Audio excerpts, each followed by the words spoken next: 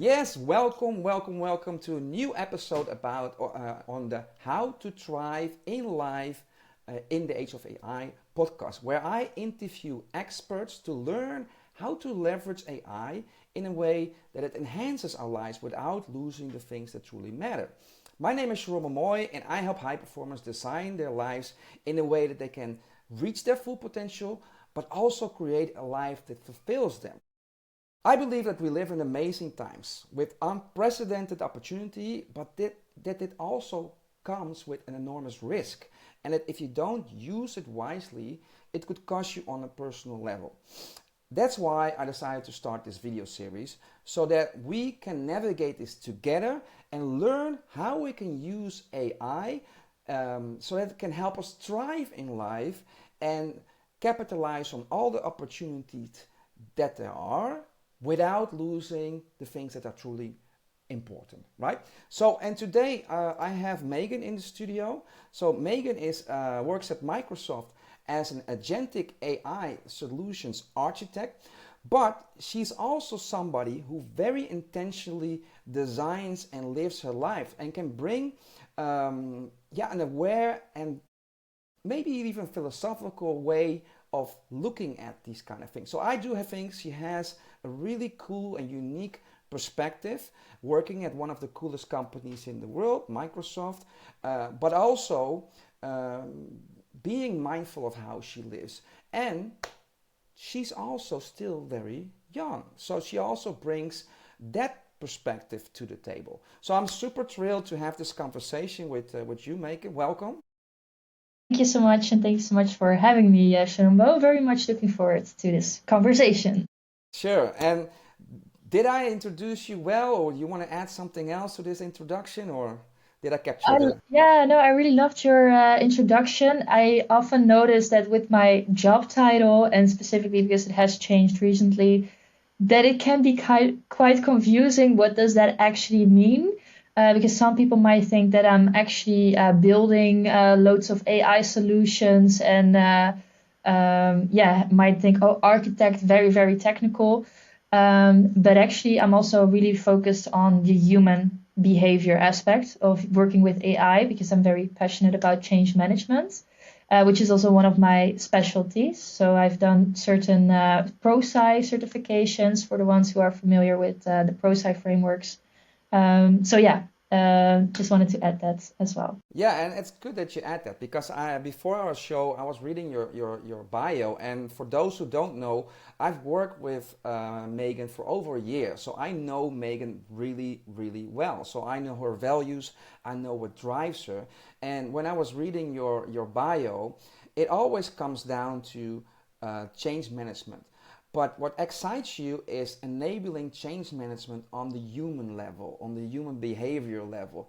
So to add to your point, you're definitely not the deep dive, deep AI developer. That's not your role. That's not the thing that you do best. You are the person who can keep a helicopter view, sees all the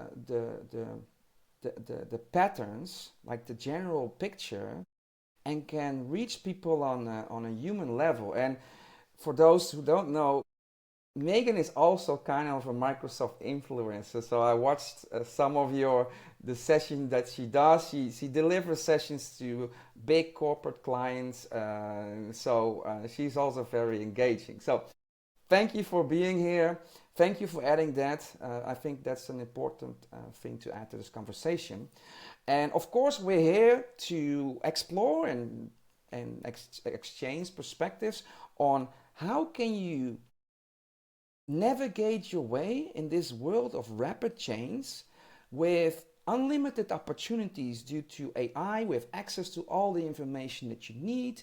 You can create websites, apps before noon. There's so many you can do now, and it can help you create lives of freedom, of autonomy, and all that kind of cool stuff.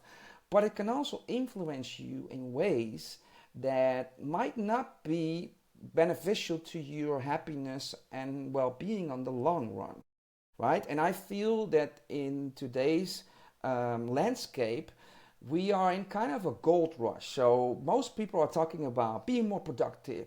I can do more stuff. I can build a company. I'll become a one person $1 billion company. So it feels like a gold rush, like about money and about personal freedoms, which I get. On the other side, of course, there's people that are seeing the Terminator movie slowly becoming a reality. So there's also polarization in this discussion of AI, and part of the reason for the series is to bring people together that are optimistic about what AI can do, but also are deep thinkers and can offer a different perspective. So I'd love to know, what do you think we should talk about in this episode? Thank you for highlighting that. And I think indeed we should also be aware of indeed the safety with regards to AI. So I'd love to also talk about, using AI in a responsible manner and being aware of the negative aspects of AI, specifically when it came into the news that there was now this new AI model that could be very, very dangerous. So I think we can touch upon that, which eventually comes down to using AI in a responsible manner, but also knowing how to use AI.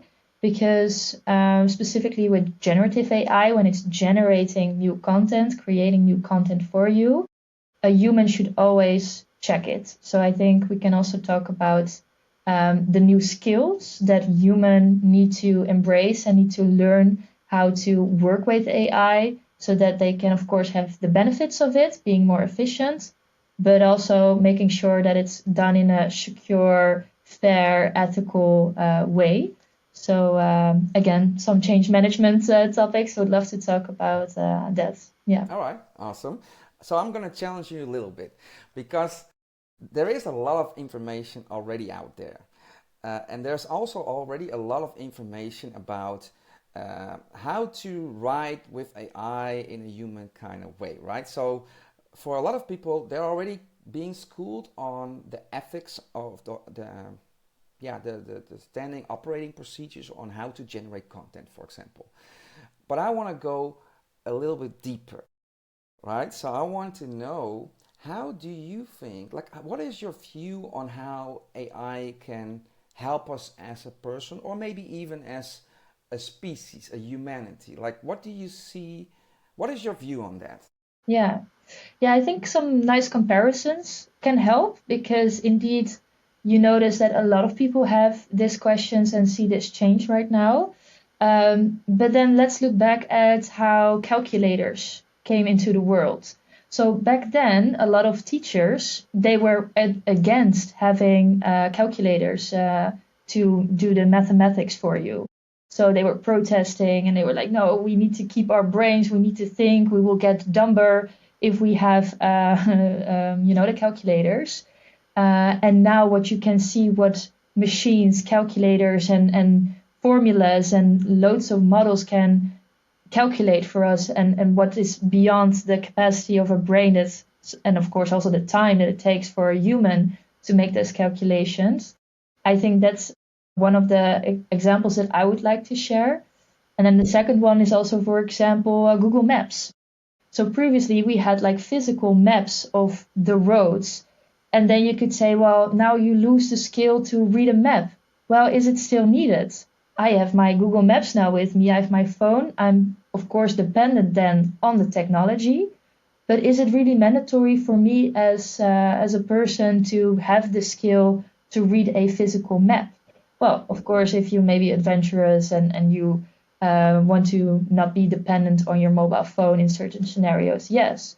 But if you look at the society nowadays, how many people do still actually have a physical map in their car, or are using that on their way to a customer meeting or wherever?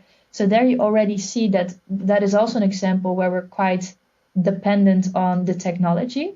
So yeah, I think here also there's loads of things that AI can help you with. And you also already hear people saying like, oh, people get dumber.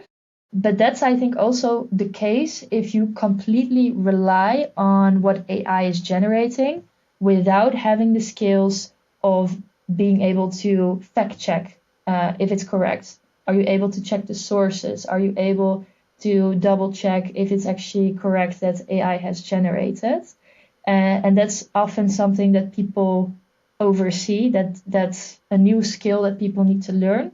They need to know about prompting. They need to know about hallucination, which is, of course, still an aspect of AI where it can mislead you, where it can come up with something. So also prompting can help with that. So having the correct question and instruction to also perhaps fewer or have like less hallucination possible can also help there. So I think really it's also about the skills that people need to develop here. But yeah, for sure it can help with loads of things also in your private life as well as in work life. Mm-hmm. So those are very practical things. So if we take your analogy of we had a calculator, now we don't use a calculator, and the world is not worse off. It's better off. We're not missing not being able to add up numbers. I don't miss it. Like it's not something that materially affects my life in a negative way. So if you take that analogy, what are things that you think AI could do for us in a like an integrative way that can help us be better humans, maybe? Yeah, one of the topics that I really like and that I personally also use a lot of AI for is about mental health. And I know this also has been in the news. And of course, there are some scenarios where, in case you're using a public consumer AI tooling where there's no or fewer security built in, then of course it can get out of hand. But personally, for me, also using a generative AI bot who has access to the World Wide Web and therefore also to all the books, all the theories that are out there regarding psychology, and then having discussions about your mental health, about figuring out certain patterns of your thoughts, of why do I do it like this? It's super interesting. So, for example, I'm currently reading Atomic Habits, quite a famous book. And one of the things that they mention in that book is about how if you want to change certain behavior, if you want to change in a certain way, the identity shift is very important. So they mentioned that example, like if you want to quit smoking, if someone asks, do you want a cigarette? One person says, oh no, I'm quitting. The other person says, no, I'm not a smoker. Then if you connect it to your identity, it's more powerful, right? So I use then AI to create some new identities, affirmations for me based on the input that I was giving and, helping me think with these type of things. So really love that. So I think with certain psychology, mental health things, it can really be beneficial. And yeah, I'm also using Rosebud based on your recommendation. And also with Rosebud, this is an app designed also with mental health experts, with psychologists, which has that more built-in safety and programming, I would say. So that is not like a public consumer tooling, but really a scoped down app, which is of course free to download. Of course, with paying, you get some additional features. But that's also a way of really, for me, helping me with my reflections, having a journal, and then also helping me reflect on certain behavior. And I think that's useful for everyone, I would say. Awesome. All right. I'd like to dive into this one a little bit more because there are so many here to unpack. So, of course, that I am big on using AI in everything in my life. And I see myself as a trailblazer for my clients. So I have ideas on how to use it. I experiment with it, and then I notice how it make me feel, or what effect it has on me, or what pitfalls there could be. So I've been doing this since 2022. I got my certified prompt engineering degree and stuff, and of certification. So this is how I've been since I was a little kid. I hack life. I experiment with life. So one of the things that I'm working on is an AI-powered mentorship, and you have already experienced a bit of it. So I agree that having an app or an ecosystem that knows you very, very well and that has access to all the resources that you can call up can be a very powerful tool of personal growth and reflection. But there's also something else that you mentioned already in something that you previously said: hallucinations and prompting. So I also see a big risk in this, and because AI can be a very much an echo chamber, where it just wants to affirm what you're talking about. If you're not aware of it, you won't even notice it. And even I'm aware of it, but even I sometimes get annoyed because it's just feeding me back what I said in some kind of so then, for example, if I'm very much for the personal stuff, I'm very much entrenched in OpenAI. But if I'm like, you're just regurgitating and reflecting and basically saying what I was saying in another chat and what is in my memory. I want somebody who doesn't know anything about me to give me a second opinion. So then I'll go to Gemini and I'll place the same prompt, and I'll see if it says something similar without the context of me. But you have to be aware to be able to do and decide to go into another LLM and pose the same question without the context. You have to know how it works. You have to be mindful and aware, like, hey, now it's feeding me just what I want to hear. I want a second opinion. Same goes for real life. Same thing. Before we had LLMs, you could trust your friend, but you could also say, like, sounds good, but I don't know if I should trust this opinion. Let me go to the other person. But before AI, most people didn't have those skills either. So now I think it becomes magnified. Those flaws become magnified. So the other one is prompting. So prompting is another one.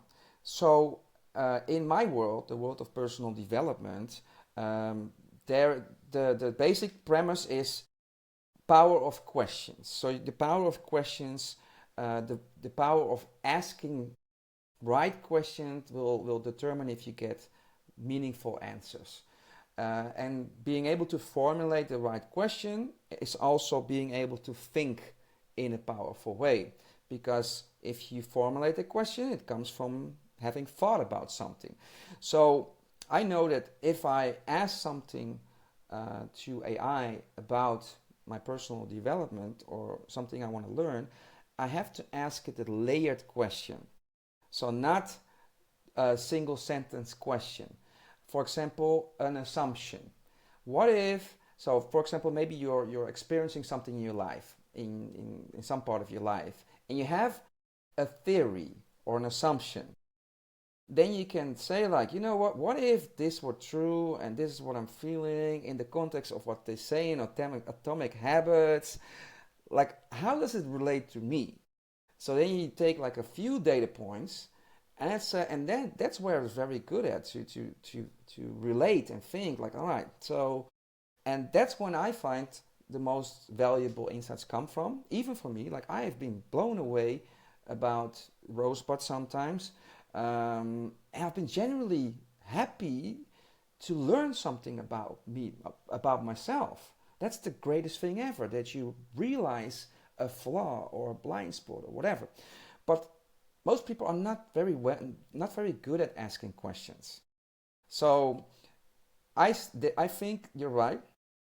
I think you can use it as a very powerful accelerator for personal growth, or an awareness tool for personal growth.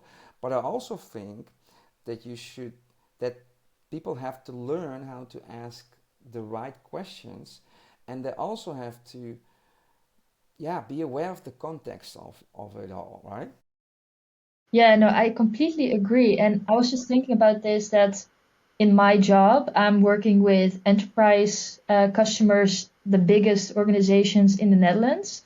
So there you see that the organizations, they offer training. They want to make sure that employees get training on AI literacy, as they call it, to understand better what is hallucination, how can I fact check, how can I create the right prompt, because we have some theories on how to do prompt engineering, which is now the skill we call of asking questions, giving instructions to an AI tool. And yeah, if we look at the broader society, then not every organization is now offering these trainings to their employees or raising awareness on what AI can bring, why it is needed to also upskill yourself on these things, and what the consequences are if you are not aware of hallucination, if you're not aware of how to ask the right questions, what to do with the answer. So I think it's very important that everyone in society is being trained and has, the knowledge of this aspect, and also the risks that it can bring if you don't train yourself on this. And that's why also it reminded me of the time when I was in the education team at Microsoft. So Microsoft has a specific team that is focusing and helping the educational institutes in the Netherlands. So all the universities, University of Applied Sciences, all types of schools, also primary schools, everything falls under that, which is around 8,000 institutes. So when I was working in this team, I was approached by one of my previous teachers, and they were mentioning this program, also in collaboration with the European Union, to team up with schools, with universities, to do a pilot to make sure that teachers, lecturers can use AI for preparing for their curriculum, but also that it's part of the curriculum for the students to be able to use AI to teach them about these topics. So I think looking at education, nowadays I think many students will already have used ChatGPT or Gemini or all the AI tools that are publicly available. So luckily they already have some experience, but it's very important that also with education or in some sort of way, they are being aware or brought aware how the skills are very much needed, what the consequences are, and how they can make proper, correct use of generative AI. Yeah. Yeah, and it's something that I touched upon in the previous episode. That's something I want to ask you, because I agree. I agree that we need literacy, AI literacy. Those are the basic fundamentals about how to use AI. I think we need it very fast. I think we're already late, because this is what I want to touch upon, and I also want to ask you. In my previous episode, I explained, or I told about my experience and how I felt at some point that it was negatively affecting the way I thought, and also the way I felt. And that happened very rapidly. Because I explained I'm an ADHD-powered human being, so I have a million ideas already. I had a million ideas before, and now I can indulge in any idea at any moment of the day and go into depth. So, for example, this morning, during my morning routine, I had an idea for a new service, and I prompted it to create a landing page, and the landing page was there while I was on the toilet. Right, so literally, that's how it works. So it's amazing, but it also created overwhelm and overload and anxiety and all of those kind of things. So Yeah. I know you're very optimistic and very positive, and you love AI. You love how to work with it in your personal life, and but do you also experience or see in people around you negative effects? 100%. So maybe also good to share that I am someone with a business and sales background. So I studied international business and languages, and then I had mostly sales jobs before I became a cloud solution architect or agentic AI solution architect. So for me, coming into this job where most of the people in my team were more technical, they had technical backgrounds, either study-wise and also job experience-wise. And then I came in this role with my sales and business background, and I suddenly had to learn all these new things, also about AI, but also some other technical things. And that was also very overwhelming for me. But I noticed, and yeah, maybe touching upon two things here, a growth mindset is very much helping that, because if you are someone with a fixed mindset and you have to go through this AI transformation, also perhaps by yourself if you don't have any guidance, but then having to learn all this, and specifically if maybe you start using AI, you haven't done any prompt training, you don't know that much, you haven't had that much guidance on this, and you just try it and you thought, oh, I'm going to experiment. Then if you don't get the results that you want, if you feel like it's not doing what you want, loads of people want certain automation, which is different from generative AI, for example. With agentic AI, we already see that it's, coming together. But yeah, that's super overwhelming, and it can lead to a lot of frustration. And that's the second thing that I wanted to point out. Before you continue, because we need to highlight something. For you, growth mindset and fixed mindset are concepts that you know, but there's lots of people that don't know what that means. Yeah. I think that those two combined, what you just said, like have a growth mindset when learning about AI, is a very interesting perspective. But you have to explain, like, what is a growth mindset, what is a fixed mindset, and how does this apply to learning and upskilling yourself? Yes, let's dive into this, because indeed, it's something also from Microsoft perspective, it's really incorporated in our culture. But if this is something new to you, I really recommend reading book Mindset by Carol Zweig, which really touches on this topic. And she's done also researches, experiments to see in children in primary school, to already see who has a natural growth mindset and who has a natural fixed mindset. So with a fixed mindset, people tend to believe that your intelligence is fixed, that if you make a mistake, that is just a confirmation, oh, see, I cannot do it. And if we look at AI, then also this you can see a lot, right? So people think, oh, AI, it's for Gen Z. It's for the younger generation. It's not for me, who is maybe another generation. Or they think, oh, it's for technical people. Me with my business background, I cannot do it. Or they have certain beliefs that they think it's not something that they can do. Whereas with a growth mindset, you believe that certain skills can be developed and that everything can be learned. So with a growth mindset, you see, okay, I tried this prompt once in this AI tool, it didn't work.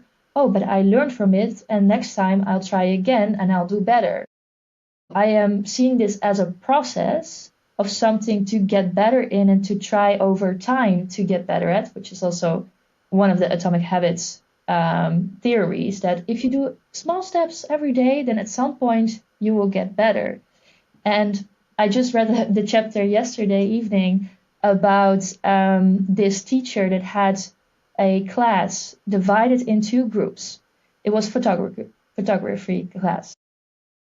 One of the one group had to do or was assigned to make as many photos as possible. So if they would get 100 photos, A+.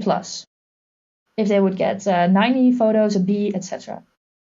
The second group was assigned to get a grade on the quality of the picture. So if they had the perfect picture, then they would get that A. If it was less in quality, then a lower grade.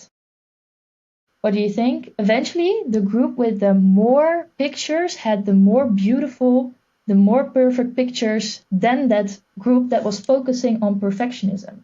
So this shows that if you, with your growth mindset, just try a lot, not be afraid to fail, just try a lot of prompts, try building agents, do a lot of the experimenting, then eventually you will also be more successful than trying to be stuck and feel like, oh, I need to have this perfect outcome, or think, or being afraid of making a mistake. Yeah. Because for everyone, AI is new, right? Definitely, and I want to dive into this a little bit more because I think this also ties into a few other themes: anxiety and overwhelm. Mm-hmm. So if you have a fixed mindset and you believe that it's something you can't learn, it's something for other people, you'll have a negative view on it, and you also will resist. Resistance. Yeah. So you'll close yourself up from learning. But the reality of it is everybody will need to learn. That's the reality of it. All right, so then maybe at some point you're like, all right, I want to learn, but I'm already too late. That's also something that people think. I'm too late. No, you're not too late. Like there is people that have never used ChatGPT before. Like we are still not the majority. So, and there is no such thing as too late, right? It's just start where you at. You don't have to, and that's the third one, you don't have to master AI. There is no end. There is no now I know it, right? And if you have that mindset, and that's also very much a perfectionist fixed mindset, like if I will start, I need to master it. Like that's a failure mindset. So when people think that, like if I start doing this, I have to do it like incredibly well. Lots of people don't start because if they know they cannot live up to their expectations, so they don't want to fail or feel that they're failing, so they don't start. So in this AI context, don't think that you have to know everything. Don't think that you have to get to a certain level because you will never get there. Like I was just listening to Elon Musk this morning, an interview with Elon Musk, and he says like the amount of breakthroughs and the frequency at how often they happen is daily. Like it's like 7 times. Like last week there were like 7 breakthroughs. It's like it's weekly and sometimes even daily, multiple breakthroughs on one day. So there is no way you can keep up. No way whatsoever in hell. So in my life, I also at some point, like at first when ChatGPT came out, I was very, very on top of all the new tools that came out because it was still doable. Like there was one tool, there was 11 labs, there was this tool. So there was one tool everybody was talking about. Now I get a newsletter every day, and every day it says like, these are the tools that are people talking about. So I'm like, you cannot keep up. So that's a mindset that you also have to let go. Like, don't worry. You don't need to be an expert. You don't need to know everything. You definitely don't need to be able to make videos and pictures, and like you're not a superhuman and you will never be. You need to be good at being you. And that's something I'll touch on in a different moment, but I think that mindset, that growth and fixed mindset, it translates into so many aspects of being able to embrace and learn how to use AI in your life. So thank you for bringing it up. I think it's an important Yeah. point. No, I agree. And I like that you combined it also, the growth mindset with a habit. And your habit is indeed reading about the newest technology every day through a newsletter. And I think also for people that want to, keep working on this skill, like you mentioned, it's not that you've done this certificate and then you're an expert, or you know about this current model and then you know everything. No, you already see that first it was OpenAI, then Claude, Anthropic came. So it's crazy to keep up. So it's about having a habit to perhaps learn a small bit every day, or to prompt everything or prompt every day. Just having something in your routine to improve your skills and to perhaps stay updated on the technology advancements, I think is very, very good. And also something that you mentioned about resistance, would love to touch upon that as well, because I work with, the enterprise organizations in the Netherlands. And there we, of course, see that it can be resistance, and this can either be passive or active. So the active resistance is very easy to discover. So if you're, for example, leading a team or leading an organization and someone is vocally expressing their concerns, like, oh, I'm afraid AI will take my job, or oh, indeed, this is not something for me, I don't want to learn this, or whatever the resistance might be, that is very present. But there's also indeed a lot of people that have passive resistance that you will not hear. You will not hear them say something, or it's more difficult to grasp that they will say maybe that they're going to do that training, but then they don't show up. Or they try some things, but then give up, which they're not vocal about. So I think also for organizations, it's very difficult to see where the resistance is. But there we have also the change management frameworks for, and I'm really in favor of ADKAR. It's an abbreviation, and this is something that you can apply for organizational AI transformation, but it applies for every type of change. Can you tell us what the abbreviation means? Like, what does it stand for, so that we can translate it into what it means for us as a person? Yeah, for sure. Yeah, so ADKAR is awareness, desire, knowledge, ability, and reinforce. All right. And now, can you explain how this would apply to an individual, for example? Because you mentioned that you're very much a fan of it in organizations, but you also mentioned, like, hey, I think it's also something that, like a framework or methodology that you can use in your own life, right? Yeah, for sure. So this can indeed be also applied to personal changes. So, for example, say you want to eat more healthy. That can be a change that, oh, you ate a lot of fast food, or you were not paying attention to your nutrition. So I want to change. I want to be a person who is more healthy with regards to food. So if we take a look at the ADKAR framework, the abbreviation, the letters, is also something that chronologically you have to go through in order to successfully change. And there can be barriers in each phase, and I'll also give you some examples of that. So if you're at the first letter, awareness, if you're not aware on why you are changing, then the change will not happen. So you need to be very clear on why am I changing, or why is the organization changing.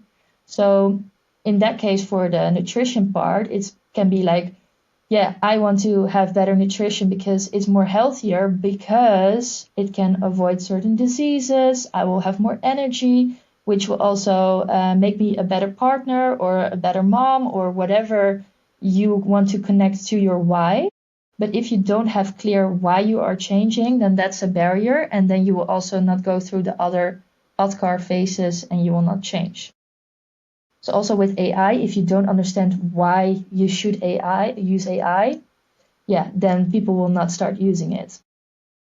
So if you understand what the benefits are, like why I should do this, then you go to the second part, which is desire. So actually wanting to do it. And also with atomic habits, they say, like, make habits attractive. Connect them with habit stacking, maybe to a habit that you already enjoy or that you're already doing. So the desire part is really about what's in it for me. So I want to eat healthier because I want to be having more energy, or I want to avoid diseases.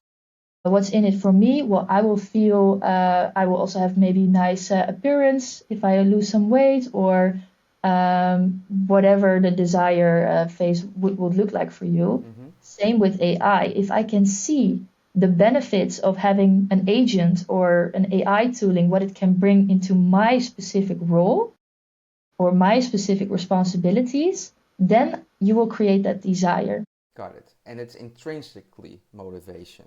For right? sure. Now I want it. Now it's not something I should do. Exactly. Got it. Exactly. What's the next letter? Knowledge. So it's about having the right knowledge, for example, about hallucination or about prompting, getting those theories in. That is really about, yeah, like knowledge, how to change. So with nutrition, it might be, I know which foods are good. What should I have in my diet every day with proteins or fruits, whatever. And then it's about applying it. So then we're at ability. So you need to be able to apply that knowledge into your specific role in the company, or being able to put the prompt theories into practice with creating those prompts. Or, I know that I should eat fruits, but actually doing it is also something. So how can you go to that ability part? A stands for ability or for apply? Ability. Okay. And the So R being able to do it. is ADKAR, right? Yeah. ADKAR, So yeah. you go, so it's basically there are phases. So now Yes, you get to the phase that you're able to do it, and to get there you need to know and practice. Knowledge and exactly. practice, yeah. And Yeah. the R, So in order to get at the R, you need to be aware. You need to understand why you're changing. You need to have the desire to know what's in it for me. You need to have the knowledge to know how this change should work, how you could do it. Then actually doing it with ability.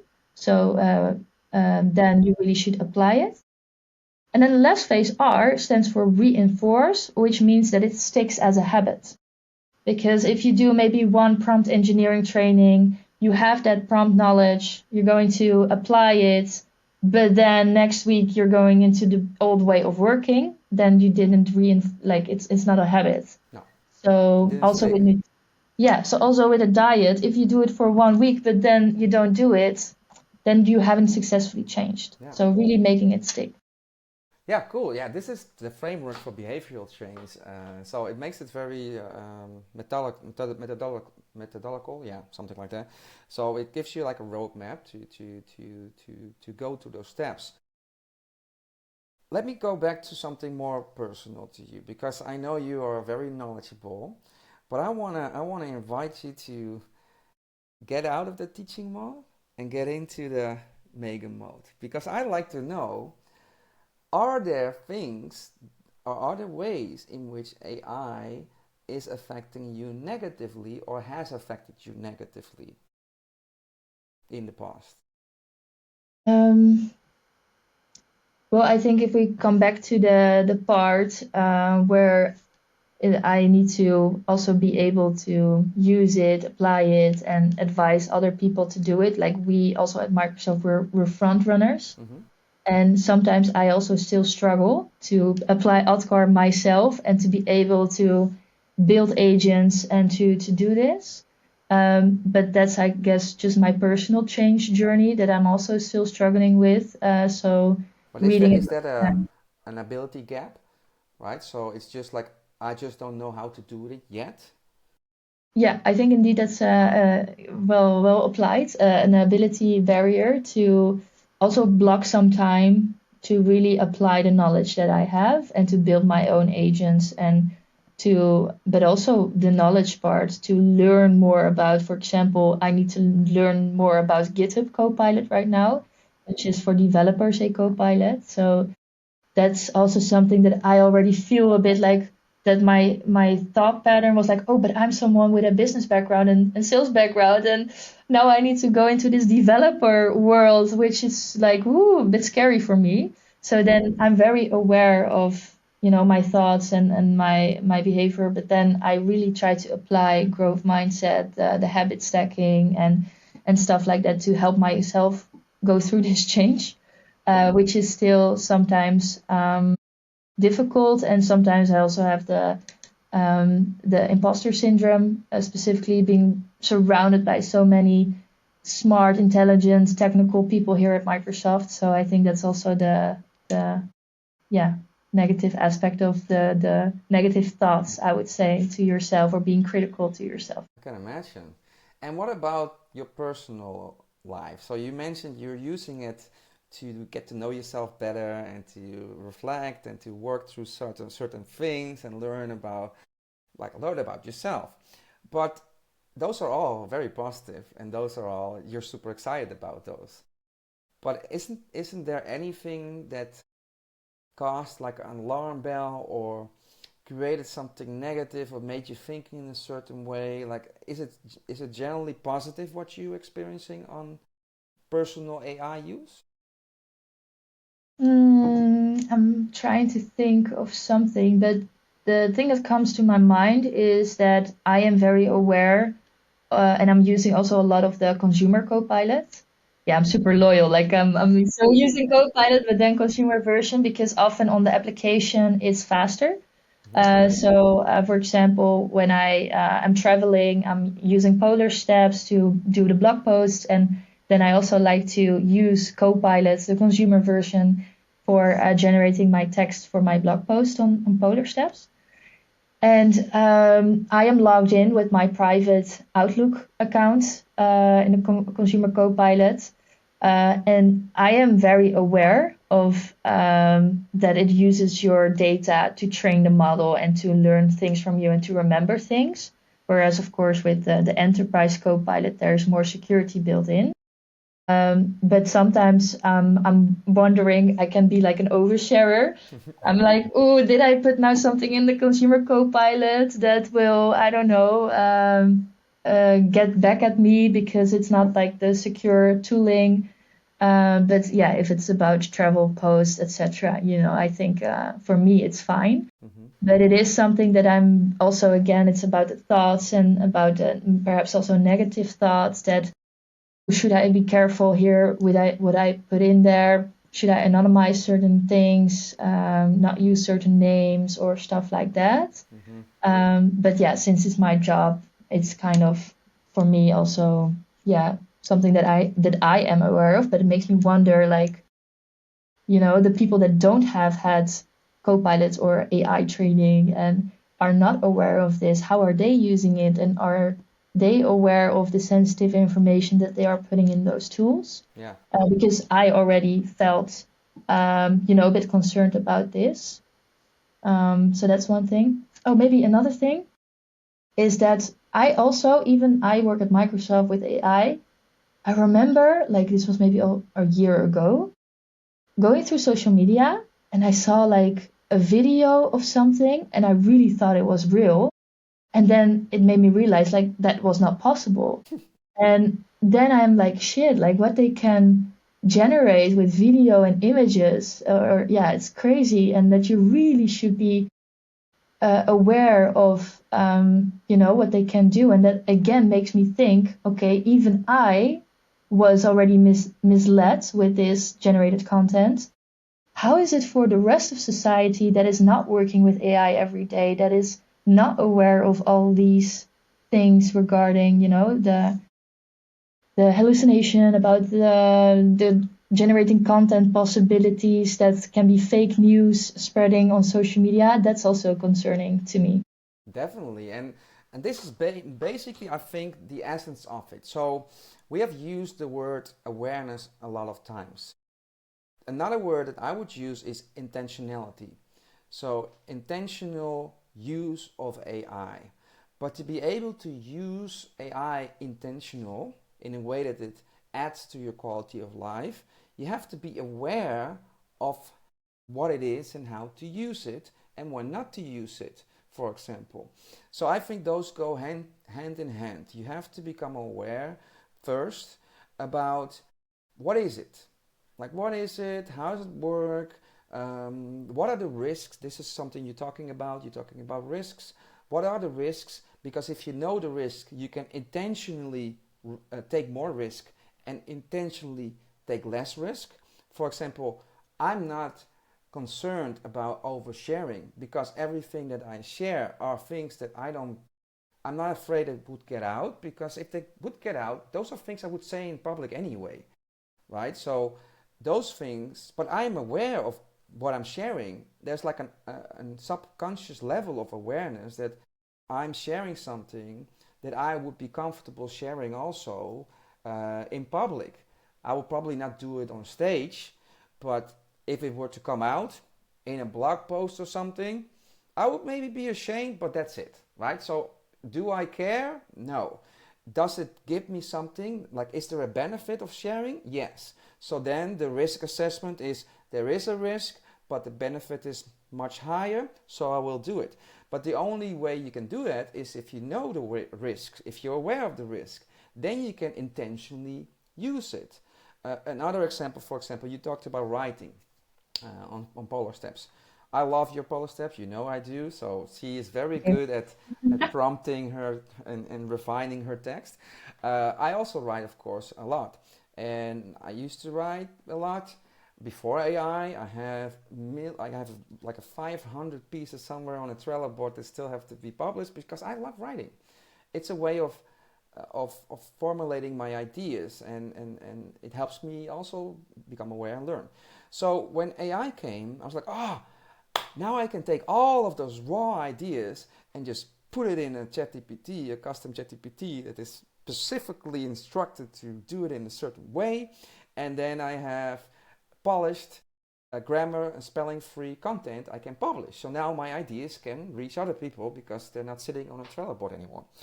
But at some point, I realized that I was outsourcing writing too early in the process. I like writing, but now I wasn't writing anymore. I was just blurbing my idea, and then I would go instantly to ChatGPT and say, like, create like a Substack article out of it, and it create like a beautiful Substack article out of it, and I would be like, this is good. Let me go and publish it. I would go and I would refine and would publish it. But and this is something I want to touch on. So when you use AI, like where in the process is also important. So in this case, it was super valuable to do it this way because I learned from the article that AI was writing. So I was like, I have a paragraph idea. I put it in AI and I learned something from my own idea. That's really valuable. So I think that content should exist in the world. But the more I did that, the less I was writing, and the less I was able to write because I didn't have the patience anymore. And that's something I don't want to lose because I love writing. So I'm super mindful of what am I creating, and is this a thing that I want to write myself first and then edit it first and then optimize it? Or is this an idea? For example, I also write small Twitter style posts. And sometimes I'm like, all right, this Twitter style post could be a larger article. And I think if it's a larger article, it would come across more powerfully, but I don't want to write it. Then I'll use my specialized prompt. So that's all. I think for me, the keyword in all of this is intentional or mindful use of AI. And this is just an example, but it goes hand in hand with awareness. You cannot do this intentionally without having awareness. And it's funny, and I will leave it at that, but a lot of the principles that we're talking about are not new. They already applied before AI. So if we're talking about intentionality, I also teach time, focus, and energy management masterclasses. And they're also about intentionality. Intentionally investing your time, intentionally investing your focus, intentionally investing your energy. And that also starts with awareness first. Because there's a million things you can spend your time on, and you're maybe not even aware of where you're spending your time on. So again, awareness first, then intentionality. So I think there's a lot of things new, and I think there's also a lot of things that are not new, but are amplified, and not always in the positive way, by the tools that we have now. Yeah, 100% agree. All right, we're coming up on the hour, Meagan, and I know we can go on forever, but I would like to ask you, is there anything that you think we haven't talked about and we should talk about and wrap up the episode? Like, what is one thing that you think, like, we haven't talked about this, and I really strongly feel it should be in this conversation? That's a good question. It just brought into my mind that we didn't really talk about the responsible AI technical part, so to say. And what does that mean? So, for example, at Microsoft, we have a responsible AI framework where if you use the enterprise Copilot, but also consumer Copilot, we want to make sure that people are using it in a responsible, ethical, fair, inclusive way. So if you ask irresponsible questions to that AI tooling, it will not give you an answer. So it's like, how do I make a bomb? Or can you create a fake a medical diagnosis for me? It's like, sorry, we're not going to help you with that. But there is, of course, a lot of AI technology available, and people can create their own models and their own AI toolings where this responsible framework is not being used or applied to when creating AI content. So yeah, that's I think also one of the risks that I see that can be quite dangerous if certain AI tooling gets in the wrong hands, so to say. So that's why I think also the security aspect is very important. Just Yeah, wanted to. I agree. And this is also why I have this podcast. So I think AI is a tool. I think we should upgrade the human using the tool because the human is not ready for the tool yet. So if you give, so of course we're all friends of Trump. And Trump, of course, is a very sensible and rational man, right? So if you give a sensible and rational man like Trump AI, he probably do more rational and sensible things with it because that's who he is. That's the person who is wielding the tool. So I think in the world that we live in, we are, first of all, a species in evolution. We're not yet done as a human being. So we're not perfect. We're very messy and we're very much growing, right? If you look at Middle Ages and where we're now, we're probably better off. Are we already there yet? Hell no. We're super flawed. But I think with a powerful tool as AI, as powerful as AI is, we really need to accelerate that human development phase of it. So I think and I hope that government and institutions are going to up-level educational system to help people become better thinkers, to help level up all of those human soft skills that we've been neglecting for decades in educational system. Growth mindset, values, emotions, management of your state, critical thinking, power of asking questions. Because if you level up people on that level, now they'll use AI in a different way. And I think that's very, very important. And that's also why this podcast exists, to help people zoom in on the real things that matter.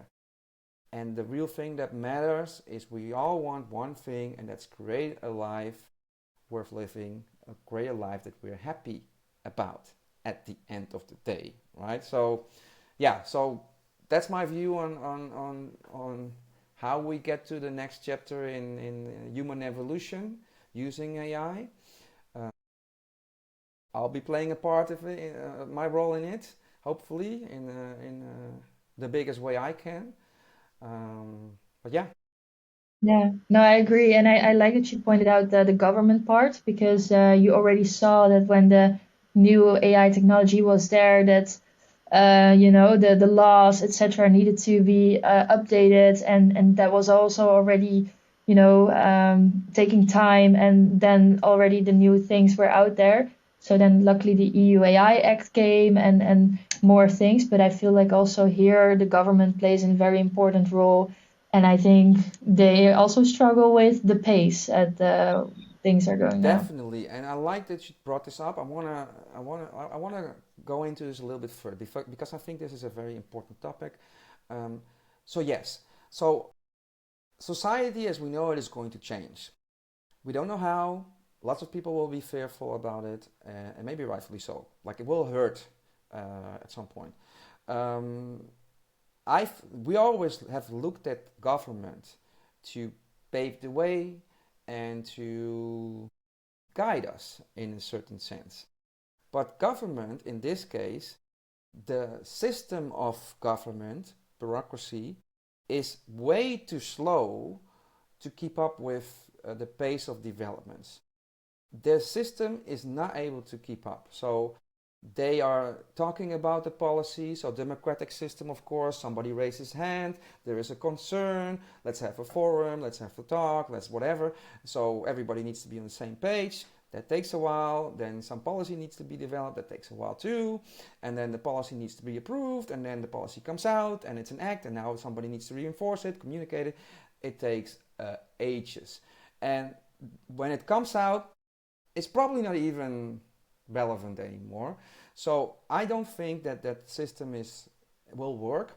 And I think that we, entrepreneurs, are taking up our responsibility in that. So what I'm seeing, for example, I see a lot of initiatives come out of the entrepreneurial community that are addressing these needs. So for example, I'm in a WhatsApp community of entrepreneurs here in Amsterdam, and somebody is launching in collaboration with universities a way that they can teach their students how to use AI in educational system, because they already, so for a university is a very big problem, because nobody is reading anymore, nobody is learning anymore, because they just want to get an A, and this is the easy way to get an A. That's already broken in the university, in the educational system. So they have a very immediate problem. Nobody from the government is going to solve that anytime soon, but somebody else in the market is seeing the same problem and is saying, all right, I'm seeing this problem, I just need to make it a viable business model so that I can solve this problem. So in this case, there is EU grants to help this transformation. So they came up with an idea, and they're getting the universities aboard, and they can get funds to help accelerate this transformation. So I think the free market capitalism is going to play a big role in filling up the holes that are there, and that government cannot fill. And it will not be big enterprise, they will be part of it. For example, I don't know if you know, like, now you probably know, but the listeners might not know, there is a lot of free education available on AI literacy. So if you go to Anthropic, Claude's, the company behind Claude, they have a whole academy that is free about how to learn to prompt, how to learn all of those kind of things. You can get a whole degree, certified and all, for free. Same goes for OpenAI. Same goes for Coursera. So there's lots of free resources, but nobody knows, because it's not integrated in our daily way of being. We know because we use those tools and we're techies and stuff, but they don't know. But this is something that I think we'll see companies, not the enterprises, but sometimes also the enterprises. Microsoft also has advantage of people knowing how to use their software, so they're also putting out content that will help people use it better, right? So yeah, that's what I'm seeing, but you have to be more as a person. You have to take more agency and not be the one that waits for the government to release this free subsidy for reschooling, or not wait for your company to say, you know what, we have a budget now. No, you need to go do it now. Like, teach yourself, spend a little bit of time learning about AI, right? If you can watch your favorite Netflix series, you can also upskill yourself, right? So I don't even know where it came from, but No, I love it, and I love the story that you shared about the entrepreneur for the university and helping them, because also what you mentioned about the time that it takes for government, but I guess also for universities to do certain things. If you use AI to have that burden of administrative work a bit reduced or doing it faster, so you can actually focus on decision making, on spending time on where it's really needed, where the human brain is really needed, and that administrative tasks or other workflows can be automated or can be done faster, or new ideas are generated. I think that's really helpful. And nice to share indeed that there are loads of learnings available, YouTube videos about all types of AI knowledge, demos. It's all out there. So it's just about spending some time on it, blocking your time, being intentional With your time. about Yeah. your learning. Yeah. All right, I love this. This is a great point to leave this conversation, because we're going to leave it on a high note. So the opportunity of this age, and I want to highlight it. So we live in an age that you have access to all the information that you need at any time of the day, and mostly free. Yeah, I'm talking to you now, listener, or people watching. So this goes for everybody who has internet and a phone or a computer. It's free. But if you don't have agency, meaning if you don't take responsibility of how you direct your time, your focus, and your energy, it will not matter, right? It's like the library. There's a library full of books, but if you don't walk in, the books are not going to do anything for you. But if you do, and that's what a lot of is it Gen X now? What is the Gen Alpha or whatever? Like the generation after Gen Z, but also Gen Z. They're setting up businesses like crazy because they are very versed at using YouTube Academy. For them, it's just like, that's like school. Like, I need to learn this thing about ads. All right, let's deep dive and let's create an ad account and let's work on it. And they're earning money, right? So everybody has this. They have the access to this information, and you can learn whatever you want. And you also have now the tools to create whatever you want, right? Now you can learn something and say, like, you know what? I envision an app that can do this. Well, you can make it now. But you are the one choosing whether you're going to focus your energy, your time, and maybe your money on learning stuff and doing stuff, or watch 4 episodes of your favorite Netflix series. That's a choice, right? So amazing opportunity if you want to materially change your life. And if we're talking about financial life and freedom and autonomy, there is so many opportunities right now. All right, Meagan, I think we're there. What do you think? Yeah, I just looked it up real quickly. It's indeed Gen Alpha. Copilot helped me there. Good stuff, good stuff. Yeah. All right, so thank you, Meagan. Thank you for joining this episode. For the listeners and people watching, this episode will live on YouTube, but also on Substack, where I basically create all my content. I have podcasts, I have long form blogs, I do lives there, I have notes, and this video I will post, and I will use AI to write a nice article so that you can also read what we talked about and the things we touched on. So if you like that, you can follow the link below this video, click on it, and you go to my Substack. And if you think that you should be in Meagan's seat next time because you have a perspective that's worth sharing, you know where to find me. Just send me a message on my Substack. Below the article, there's always a button that says, do you want to be a guest? You can click there and you can share your thoughts with me. All right? Shorombo, thanks for having me. Until Thanks for the great next conversation. time. Yeah, you're welcome. And same here, Meagan. Thank you. Bye-bye. Bye.